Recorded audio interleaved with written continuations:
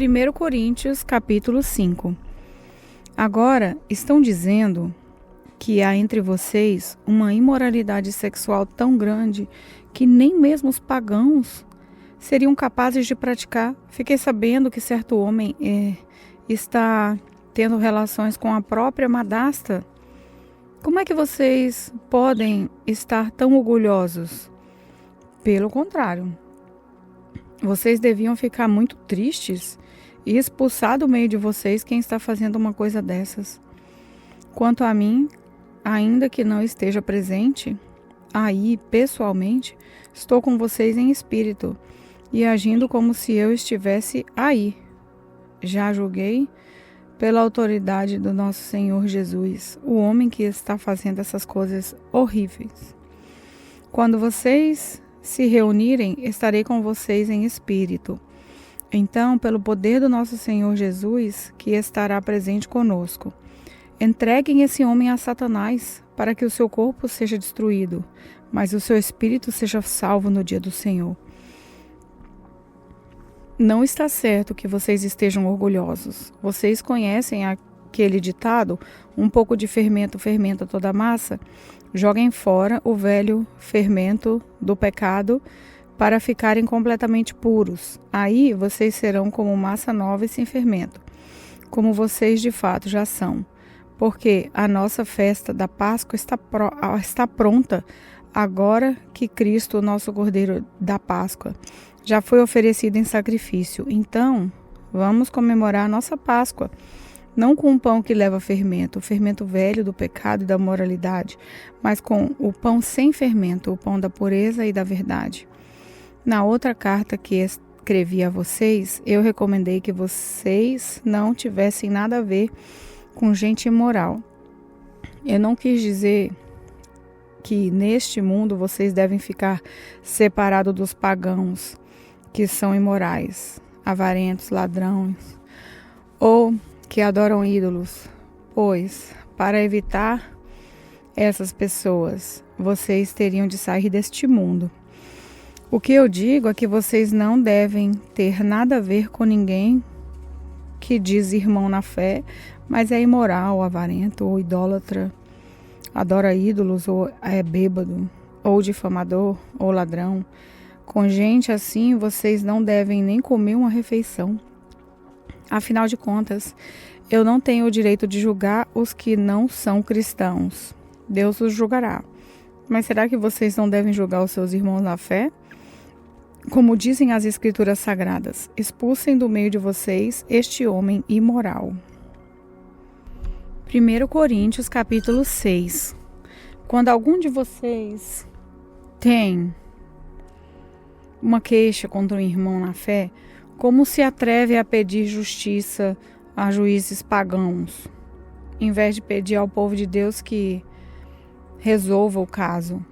Será que vocês não sabem que o povo de Deus julgará o mundo? Então, se vocês vão julgar o mundo, será que não são capazes de julgar essas coisas pequenas?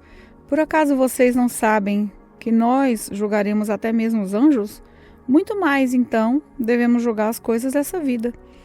Portanto, se surgir alguma questão dessas, será que vocês vão procurar pessoas que são desprezadas na igreja para julgarem esses casos?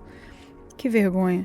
Será que entre vocês não existe alguém com bastante sabedoria para resolver uma questão entre irmãos? Claro que existe. Mas o que acontece é que um irmão em Cristo leva ao tribunal a sua queixa para outro irmão, contra outro irmão, e deixa para juízes pagãos julgarem o caso. Só o fato de existirem questões entre vocês já mostra que vocês estão falhando completamente. Não seria melhor aguentar a injustiça? Não seria melhor ficar com o prejuízo? Pelo contrário, vocês cometem injustiça e roubam. E fazem isso tudo contra os seus próprios irmãos. Vocês sabem que os maus não terão parte no reino de Deus. Não se enganem, pois os imorais, os que adoram ídolos, os adúlteros, os homossexuais, os ladrões, os avarentos, os bêbados, os caluniadores e os assaltantes não terão parte no reino de Deus. Alguns de vocês eram assim, mas foram lavados do pecado, separados para pertencer a Deus e aceitos por Ele por meio do Senhor Jesus Cristo e pelo Espírito do nosso Deus. Alguém vai dizer, eu posso fazer tudo o que eu quero. Pode sim, mas nem tudo é bom para você. Eu poderia dizer, posso fazer qualquer coisa, mas não vou deixar que nada me escravize. Outro vai dizer, o alimento existe para o estômago e o estômago existe para o alimento. Sim, mas Deus acabará com os dois. O nosso corpo não existe para praticar a imoralidade, mas para servir o Senhor. E o Senhor cuida do nosso corpo. Pelo seu poder, Deus ressuscitou o Senhor e também nos ressuscitará a nós. Será que vocês não sabem que o corpo de vocês faz parte do corpo de Cristo? Será que eu vou pegar uma parte do corpo de Cristo e fazer com ele seja parte do corpo de uma prostituta? Claro que não. Ou será que vocês não sabem que o homem que se une com uma prostituta se torna uma só pessoa com ela? As Escrituras Sagradas afirmam, os dois se tornam uma só pessoa. Porém, quem se une com o Senhor se torna espiritualmente uma só pessoa com Ele. Fujam da imoralidade sexual. Qualquer outro pecado que alguém comete não afeta o corpo, mas a pessoa que comete imoralidade sexual peca contra o seu próprio corpo.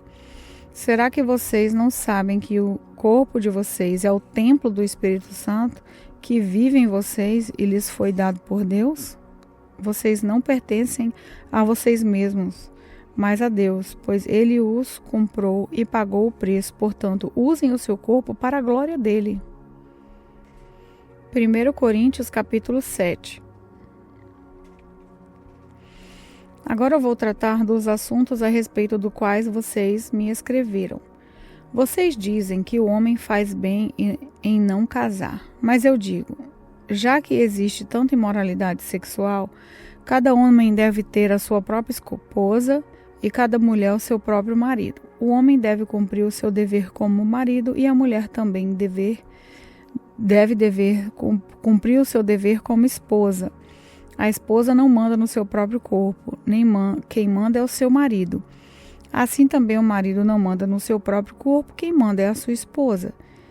Que os dois não se neguem um ao outro, a não ser que concordem em não ter relações por algum tempo a fim de se dedicar à oração, mas depois devem voltar a ter relações a fim de não caírem nas tentações de Satanás por não poderem ser dominados.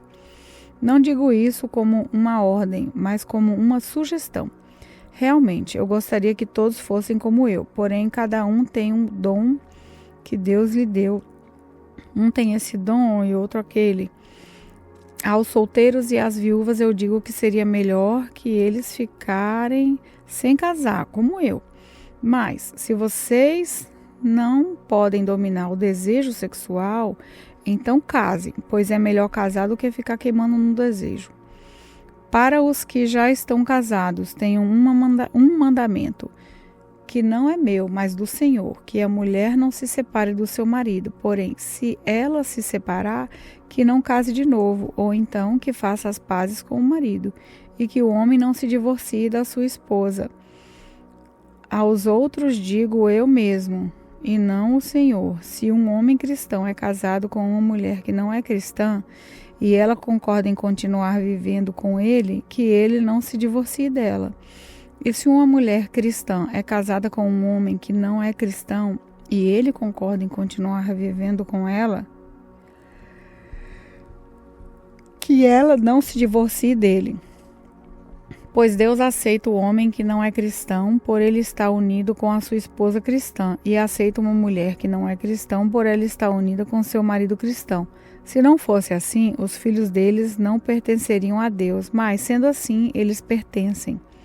Porém, se o marido não cristão ou a esposa não cristã quiser o divórcio, então que se divorcie. Nesses casos, o marido cristão ou a esposa cristã está livre para fazer como quiser, pois Deus chamou vocês para viverem em paz.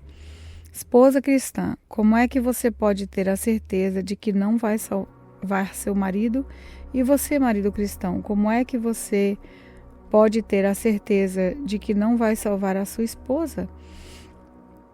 Cada um deve continuar vivendo de acordo com o dom que o Senhor lhe deu e na condição em que se encontrava quando Deus o chamou. E essa a regra que eu ensino em todas as igrejas. Se um homem judeu que é circuncidado aceita o chamado de Deus, ele não deve tirar as marcas da circuncisão.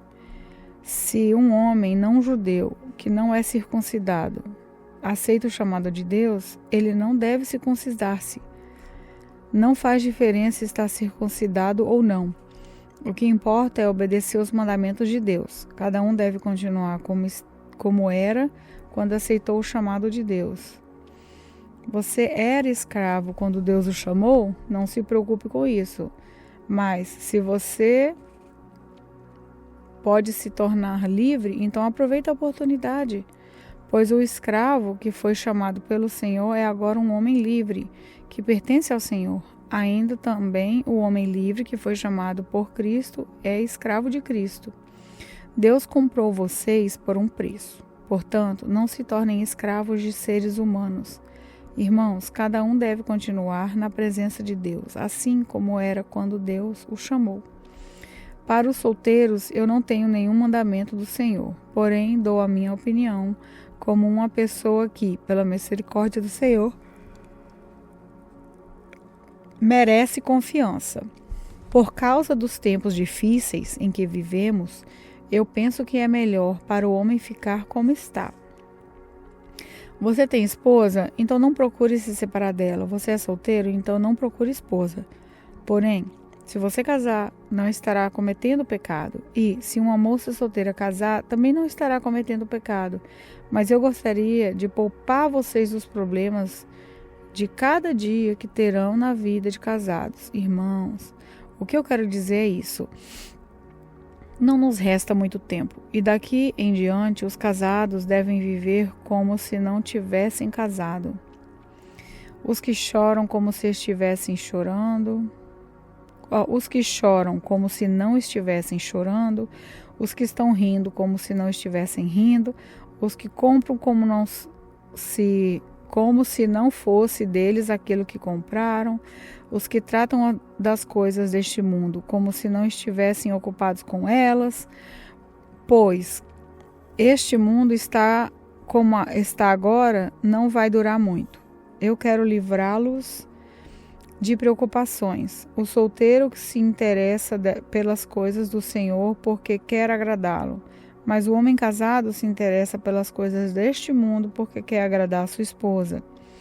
E por isso é puxado para duas direções diferentes. Quanto às mulheres, tanto as viúvas quanto as solteiras, elas estão interessadas nas coisas do Senhor porque querem se dedicar de corpo e alma a Ele, mas a mulher casada se interessa pelas coisas deste mundo porque quer agradar o marido. Eu estou dizendo isso porque quero ajudá-los, não estou querendo obrigar ninguém a nada. Pelo contrário, quero que façam o que é direito e certo e que se entreguem ao serviço do Senhor com toda a dedicação. Aos que ficarem noivos, mas resolveram não casar mais, eu digo o seguinte: se o rapaz sente que assim não está agindo certo com a sua noiva e acha que a sua paixão por ela ainda é muito forte e que devem casar, então que casem. Não existe pecado nisso. Mas se, pelo contrário, o rapaz não se sente na obrigação de casar, se está mesmo resolvido a ficar solteiro e se é capaz de dominar a sua vontade e já resolveu o que fazer, então faz bem em não casar com a moça. Assim, quem casa faz bem, mas quem não casa faz melhor ainda. A mulher não está livre enquanto o seu marido estiver vivo. Caso o marido morra, ela fica livre para casar com quem quiser. Portanto, que case com um cristão. Porém, ela será mais feliz se ficar como está. Essa é a minha opinião. E eu acho que também tenho o Espírito de Deus. 1 Coríntios, capítulo 8. Agora eu vou tratar do problema dos alimentos oferecidos aos ídolos.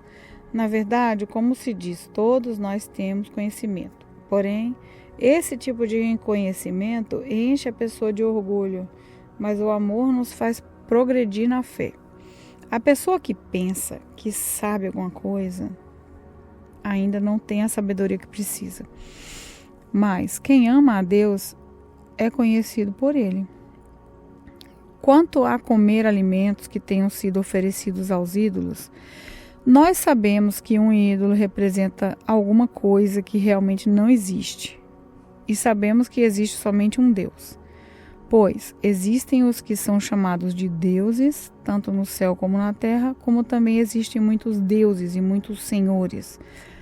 Porém, para nós existe somente um Deus, Pai e Criador de todas as coisas, para quem nós vivemos. E existe somente um Senhor, que é Jesus Cristo, por meio de quem todas as coisas foram criadas e por meio de quem nós existimos. Mas nem todos conhecem essa verdade. Existem pessoas tão acostumadas com os ídolos que até agora comem desses alimentos, pensando que eles pertencem aos ídolos. A consciência dessas pessoas é fraca, e por isso elas se sentem impuras quando comem desses alimentos. Não é essa ou aquela comida que vai fazer com que Deus nos aceite. Nós não perderemos nada se não comermos e não ganharemos nada se comermos desse alimento. Mas também cuidado para que essa liberdade de vocês não faça com que os fracos na fé caiam em pecado. Por quê? Se uma pessoa que tem a consciência fraca nesse assunto vir você que tem conhecimento comendo alimentos no templo de um ídolo, será que essa pessoa não vai querer também comer alimentos oferecidos aos ídolos? Assim, esse cristão fraco, este meu irmão, por quem Cristo morreu, vai se perder por causa do conhecimento que você tem.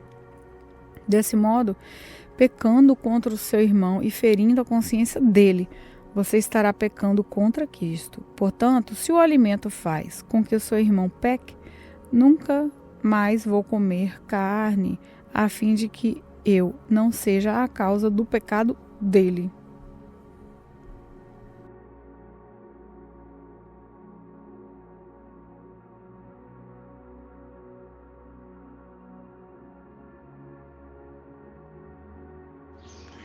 Olá, sou a pastora Neuza e quero orar com você. Esta tarde eu quero orar por livramento, para que Deus possa te livrar de todos os males, querido Deus e Pai. Quero neste momento apresentar todos os ouvintes, meu Deus, para que o Senhor possa livrá-los de todos os males, que as tuas mãos fortes possam estar estendidas sobre a vida dessas pessoas. Guarda-os, ó Pai, debaixo do teu sangue, proteja. Pai, eu aqui quero, Pai, colocar todos sob os teus cuidados e já te agradecendo, em nome do Pai, do Filho e do Espírito Santo. Amém.